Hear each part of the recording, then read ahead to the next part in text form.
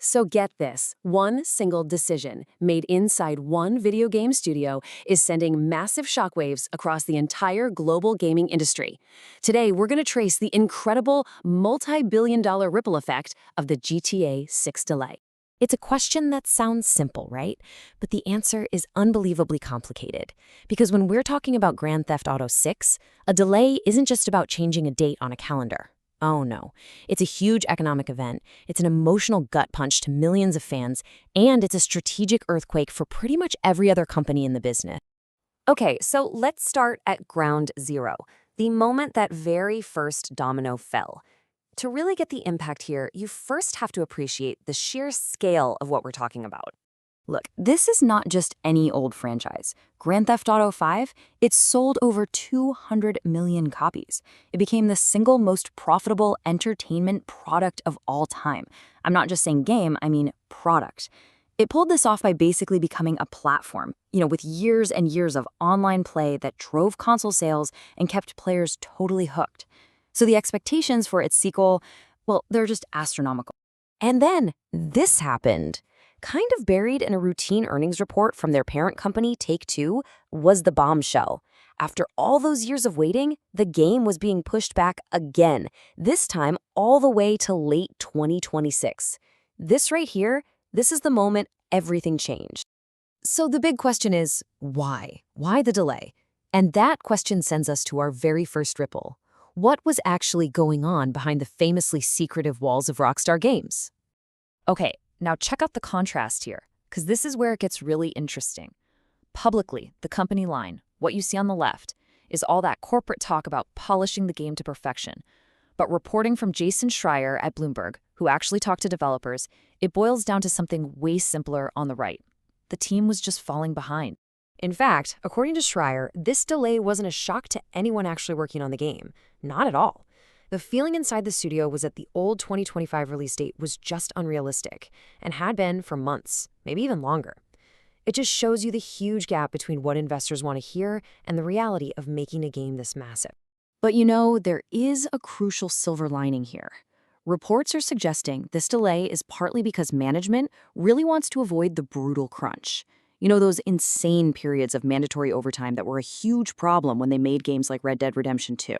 So it's a sign that the culture there might be changing for the better, even if it means we all have to wait a little longer. So, from the studio, the next ripple crashes right into the fans, the millions of people who've been waiting for over a decade for this thing. And for them, this news wasn't about business strategy. It was personal. You could immediately just feel the air go out of the balloon. Outlets like Screen Rant totally captured the mood.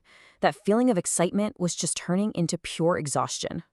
And over on forums like Reddit, the reaction was even more raw. You had users describing it as a massive punch to the guts, really expressing this genuine sense of disappointment and, honestly, an emotional letdown after all those years of hype. And for some people, that exhaustion just soured into a complete loss of trust. The feeling of being strung along, of broken promises. It led some fans to just declare they were done. And that is the first real sign of a really dangerous thing for a game this big, hype fatigue. So you gotta understand, this frustration isn't just about people being impatient. It really comes down to a few key things. First, by the time the game actually launches, that first trailer is gonna be ancient history, like over 3 years old. Second, the whole corporate line about polish just feels vague and rings kind of hollow. And most importantly, fans feel like their trust was broken. This is exactly what expectation fatigue looks like. All right, now let's pull back and look at the biggest ripple of all. Because when a whale like GTA 6 moves, it creates a wave that every other fish in the sea has to deal with. The entire industry felt this one. $2.7 billion.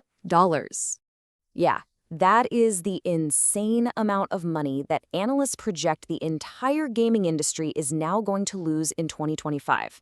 That money just evaporates from the calendar year.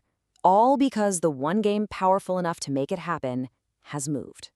And here's how that breaks down. Analysts think about 700,000 fewer PlayStation 5 and Xbox consoles will be sold because people were literally waiting for GTA 6 to go out and buy one. On top of that, people who already have consoles will buy 20 million fewer games overall, just because that one huge title isn't there to drive spending. But here's the twist. One company's massive problem creates a massive opportunity for everyone else. Like this marketing director said, the hole that GTA 6 left behind, it's now the most valuable real estate of the year. It's a golden chance for a rival blockbuster to shine, or maybe even for a smaller game to suddenly grab the global spotlight. And you better believe that's exactly what is happening right now. A huge industry-wide game of chess has just kicked off.